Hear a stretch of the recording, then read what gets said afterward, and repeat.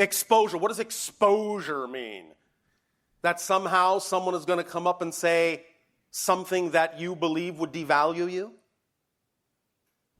Is that what you fear? What do you really fear? Speak, speak, speak. It's there on the tip of my tongue. Give me the scenario. You have the picture in your head. Paint the picture.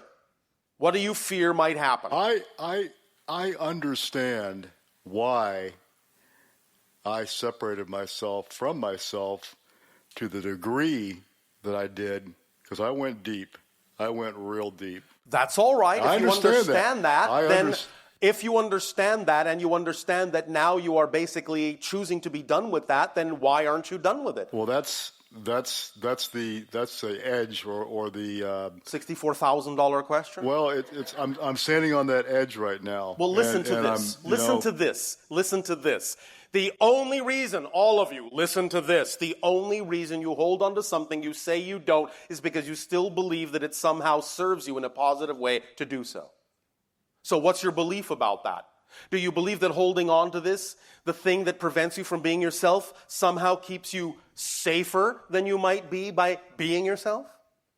Is that what you're getting out of holding on to something you say you don't want? Because the only reason you hold on to something you say you don't want is because you perceive or have defined that there's a benefit to do so. Because as soon as you define there is no benefit to do so, you'll let it go instantaneously, believe me.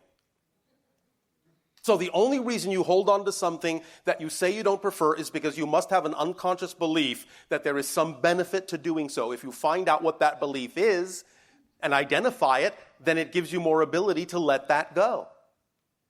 So what benefit do you believe you're getting out of holding on to a state of being you say you don't prefer? Because the next step is, losing this or surrendering to this. I'm out. Are you equating surrendering with losing something? Is that your definition? I'm equating surrendering with just letting go. But why are you defining that as a negative? I'm not defining it as a negative. Then why aren't you letting go? I guess I'm not at that point right now. No. Listen again. There is no such thing as not being at that point. That really doesn't have any meaning at all. If you are not letting go of something that you say you wish to let go of, it's because you are choosing to not let go because you believe it serves you. It's not about I'm not at that point yet. It's about the fact that you are deliberately choosing to hold on to it. You have to find out why. And the reason why will always be, yes, always be, you have defined that holding on to it is beneficial. How does it benefit you to hold on to this thing you say you don't prefer? The safety net, that might be part of it. But so you feel you need one because you fear that what will happen? What? What will happen if you just let go? What will happen? What's the worst that could happen? Come on, give it voice. Be bold. Maybe there's an element of maybe of non-acceptance of. Who cares? Well, I don't give a shit about that. Obviously you do. But I don't. But you obviously that's the whole point. do. I'm at the point where I just don't give a shit anymore. Then why not let go? That's... Obviously you do. You see, this is what you're not allowing to be obvious. The belief may be unconscious. You may think, consciously you may think you don't care anymore, but your actions show you do. That is your absolutely fear true. Tells you do. So without the action, with the idea of still feeling fear, those are the barometers to pay attention to. The fear and the non-action in the direction you prefer tells you there's a belief you're unaware of. So it doesn't matter if you sit there and insist, I don't care. All you're saying is, consciously, you can't figure out what the belief is. That's right, because I understand everything that you're talking about. But you know the belief must be there.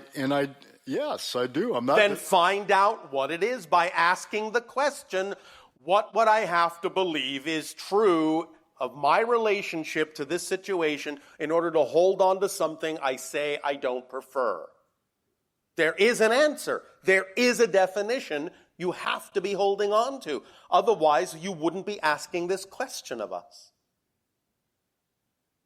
You're holding on to something you don't prefer. I agree. From your perspective, just so others can ask questions, can you give me, besides asking the question, which I've done for a long time, can you give me a little... Yes. Little... Push? Board, yeah. Yes. Yeah, that. All right. Have you heard us talk about the idea of the two-word sacred mantra? No, I haven't. Repeat after me. So what? Very powerful. Two-word sacred mantra. So in other words, should you decide to move forward and should what you fear will happen, so what? Pick yourself up, keep moving. It cannot actually ultimately destroy you. It will only make you stronger. Because you will have discovered more of yourself. Even if the modality, remember what we said? Even if the modality is extremely scary, even if the scenario is extremely frightening, invite yourself to go through it because you will go through it. My fear is it's too big. That's Nonsense. That's the fear. That's That's what I'm holding on to. You asked what my fear was? Yes, but it's nonsense. Because it cannot, by definition, be bigger than you are. I totally agree. Well, there you go. Thank you. Thank you. Thank you, Bashar. You're welcome.